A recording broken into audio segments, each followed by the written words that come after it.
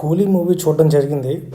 ఏందో ఏం తీస్తున్నారు ఏం అర్థమవుతలేదు. సినిమా మీద భారీ ఎక్స్పెక్టేషన్తో రిలీజ్ అయింది. బట్ ఆ ఎక్స్పెక్టేషన్స్ మాత్రం రీచ్ అయితే కాలేదు అని నా ఒపీనియన్. అది అసలు సినిమా ఎటు నుంచి చెడిపోతుందో కూడా అర్థం కావట్లేదు. ఫస్ట్ హాఫ్ ఒకలాగా ఉంటే సెకండ్ హాఫ్ మొత్తం దింపేసింది కిందకి. అసలు లోకేష్ కనకరాజు గారి మీద నాకు కొంచెం హోప్ ఉండేది. ఆ హోప్ మొత్తం పోయింది. August 14 వార్ 2 కూలీ 2 రిలీజ్ అయింది. బట్ వార్ 2 మీద ఎక్స్పెక్టేషన్స్ ఉన్నాయి. కూలీ మీద హై ఎక్స్పెక్టేషన్స్తో వచ్చింది. కూలీ దెబ్బేసింది, అటు వార్ 2 కూడా దెబ్బేసింది. ముఖ్యంగా వార్ 2 గురించి పక్కన పెడతాం, కూలీ గురించి మాట్లాడుకుందాం. అసలు విక్రమ్ మూవీ చూసిన తర్వాత ఎవరో ఈ డైరెక్టరు ఏంది అసలు ఇంత అంటే స్క్రీన్ ప్లే కానీ అంటే విక్రమ్లో అసలు కమల్ హాసన్ కానీ చాలా బాగా చూపించారు. నిజంగా హైప్ కానీ ఎలివేషన్ కానీ స్క్రీన్ ప్లే చాలా బాగుంటుంది. కానీ దీంట్లో అసలు రజనీకాంత్ ఫ్యాన్స్కి అయితే నిరాశ అని చెప్పాలా. అసలు ఎంత ఎలివేట్ చేయాల్సిన రజనీకాంత్ని రజనీ ఫ్యాన్స్ని అయితే డిసప్పాయింట్ చేశారు.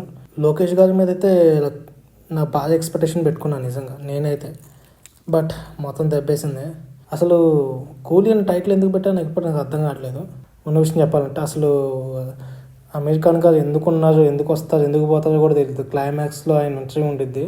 ఇంకా ఉపేంద్ర గారు అయితే అసలు లాస్ట్లో ఆయన ఎంట్రీ ఉండిద్ది. జస్ట్ 2 ఫైట్ సీన్స్ అంతే, అంతకు మించే ఉంటుంది అని క్యామియో. నిజంగా ఈ సినిమాలో ది మెయిన్ నాగార్జున గారు అయితే చాలా బాగా యాక్ట్ చేశారు విలన్గా. సూపర్ అని చెప్పాలా. అండ్ శృతి హాసన్ ఓకే, ఆమె మంచి పాత్ర ఇచ్చారు, ఫుల్ఫిల్గా బాగానే చేసింది. రజనీకాంత్ గారు యాక్టింగ్ బాగా చేశారు, కానీ కథ మాత్రం దెబ్బేసింది. సత్యరాజ్ గారు అయితే రజనీకాంత్ స్నేహితుడిగా యాక్ట్ చేశారు. నేనేమనుకున్నా అంటే ఈ కూలీ మూవీ లోకేష్ ఎల్సీలో ఒక పార్ట్ అని అనుకున్నా. బట్ దానికి సంబంధమే లేదు. అమీర్ ఖాన్ గారు మాట్లాడాలంటే అసలు ఆయన చెప్పాలంటే అది ఆ క్యారెక్టర్ అవసరం లేదు.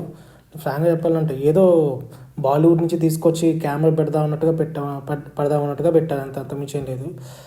ఇంకా పూజ అయితే గురించి చెప్పాలంటే అసలు ఆ సాంగ్ ఎందుకు పెట్టారు, ఆ సాంగ్ అయితే చాట్ బాస్టర్ అయింది కాదనట్లేదు. బట్ అక్కడ జరిగే సీన్కి అసలు ఆ సాంగ్కి సంబంధమే లేదు. పోర్ట్లో ఒక మ్యారేజ్ జరిగిద్ది, పూజ ఎగ్దేమో దాన్ని రిజెక్ట్ చేసి నంబర్టే సాంగ్ వేసుకునేది. అది ఎందుకు వేసుకునేది, ఎందుకు వచ్చింది సాంగ్, ఎందుకు వచ్చిందో ఎందుకు పోయిందో కూడా తెలియదు. అసలు దాని సింకే కాలేదు. నిజంగా నాకైతే అంతగా నచ్చలేదు గైస్. సో అంటే కొంతమందికి అయితే నచ్చింది, కొంతమంది యావరేజ్గా ఉంది, కొంతమంది అయితే ఓకే బాగానే ఉంది అంటున్నా. కానీ అదే వాళ్ళ ఒపీనియన్ వాళ్ళది. ఇంకా అంతే. ఇంకా next Lokesh Kanagaraj next movies మీద నాకైతే లోయెస్ట్ హైప్ పెట్టుకోవాలి. ఇంకా అంతమించి ఎక్కువ పెట్టుకోకూడదు, నాకు బాగా అర్థమైంది. నెక్స్ట్ ఖైదీ 2 వస్తుంది మరి లోకేష్ కన్నా. మరి దాన్ని ఎలా తీస్తారో ఏందో. మొన్న లియో తీశారు, అస్సలు నాకైతే ఏమాత్రం నచ్చలేదు. నాకైతే లియో ఈ సినిమా బాగానే ఉంటుంది అనుకున్నాను, ఇది కూడా దెబ్బేసింది. విక్రమ్ లాంటి సినిమా, కమల్ హాసన్ కానీ విక్రమ్ లాంటి సినిమా ఎలా ఇచ్చారో రజనీకాంత్కి అలా ఇస్తారనుకున్నా, మొత్తం దొబ్బింది. నా ఒపీనియన్ ఇది గాయస్. మీకు ఏమైనా థాట్స్ ఉంటే కింద కామెంట్లో తెలియజేయండి. Thank you.